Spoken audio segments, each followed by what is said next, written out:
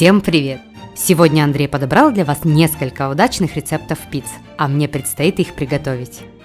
Что самое главное в пицце? Вкусная начинка и тонкое тесто. Самое идеальное тесто для пиццы мы готовили из живых дрожжей. Сегодня попытаемся сделать что-то подобное, но из сухих. Берем всего 1 грамм сухих дрожжей и вливаем 50 мл теплой воды 38 градусов, не перемешивая. Даем им время проснуться 10 минут. Далее просеиваем стакан муки, насыщая ее кислородом и убирая мелкий мусор. Теперь добавляем 1 столовую ложку сахара, 1 чайную ложку соли, еще 200 мл воды, раскрывшиеся дрожжи и столовую ложку оливкового масла. Перемешиваем и отправляем в теплое место.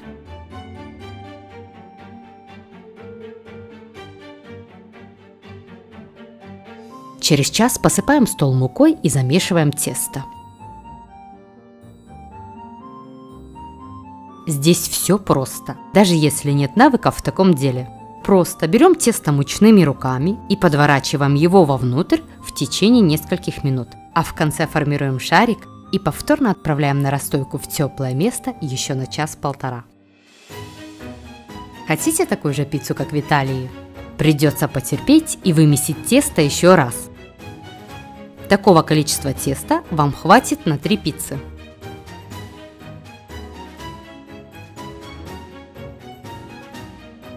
А после этого смазать емкость оливковым маслом, положить в нее мучную массу и накрыть крышкой.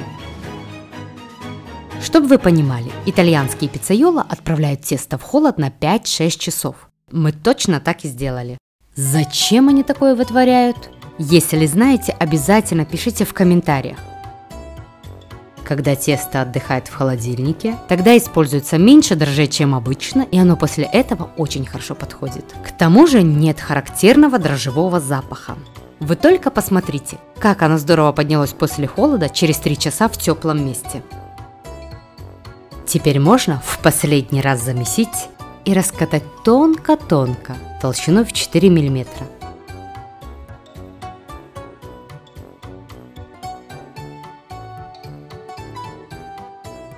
Сделаем классическую круглую пиццу и сицилийскую квадратной формы.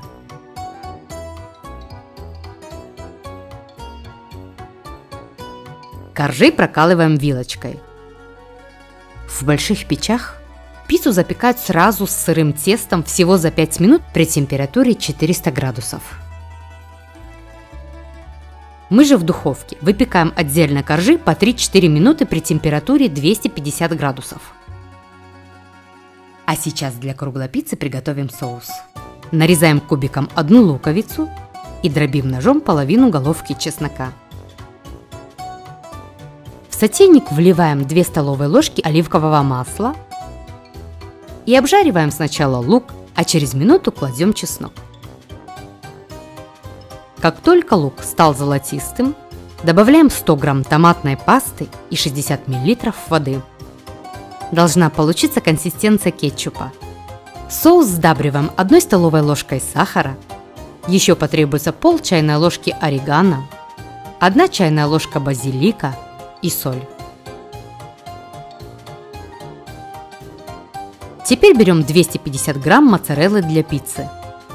Она имеет вид обычного сыра. Вы еще можете встретить моцареллу в шариках и в рассоле. Так вот, такая не подойдет для этой пиццы, так как еще будут другие наполнители. Итак, смазываем основу ароматным соусом. Щедро посыпаем моцареллой, а сверху грибы. Нарезаем кольцами помидоры и выкладываем на пиццу. Отправляем нашу красотку в духовку на 5-6 минут при температуре 210 градусов. Как только сыр расплавился, пора вытягивать.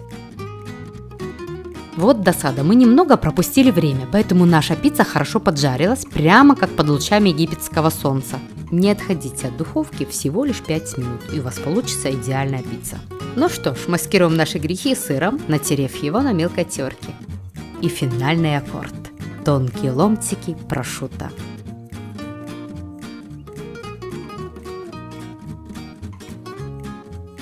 Ни разу не встречала в продаже пиццу с красным базиликом. Кто знает почему? Напишите, пожалуйста, в комментариях. Мне, как любителю зелени, абсолютно все равно, какой базилик. Лишь бы вкусно было. Интересно, это просто совпадение или пицца действительно является средством для лечения пессимизма? Она заставляет меня думать, что все возможно. Следующий рецепт для нас стал вкусовым инсайтом. Это сицилийская пицца. Главная ее особенность – квадратная форма. Также от традиционной пиццы она отличается тем, что томатный соус кладут на слой сыра, а не наоборот.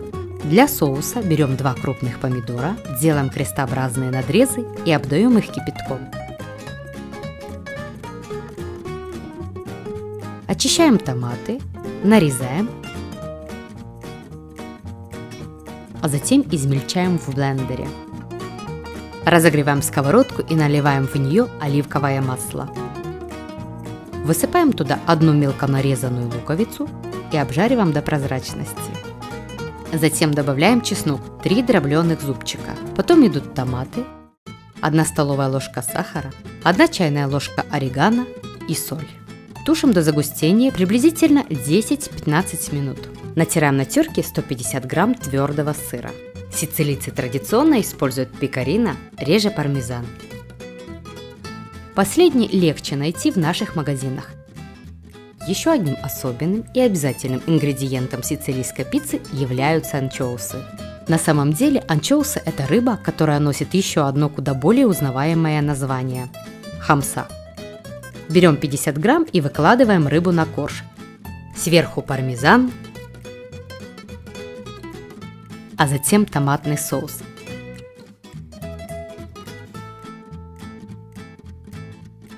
Для посыпки пиццы еще нам потребуется 20 грамм хлебной крошки. В завершение нарезаем маслины и кладем их на пиццу.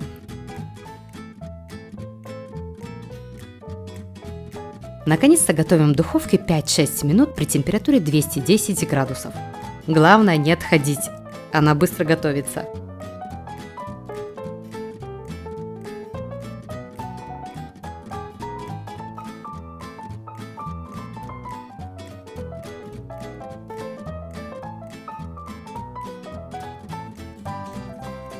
Магия анчоуса состоит в том, что он умеет совершенно растворяться в некоторых блюдах, полностью исчезая из поля зрения и оставляя лишь пикантный, пряный и соленый вкус.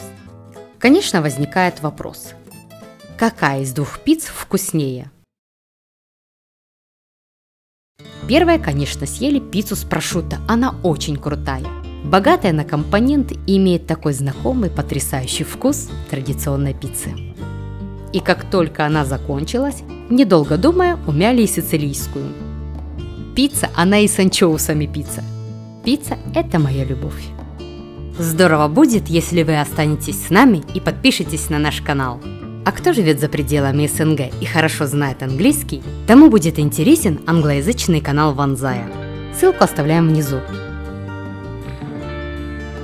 А на сегодня все. Приятного аппетита и до вкусных встреч. Всем пока!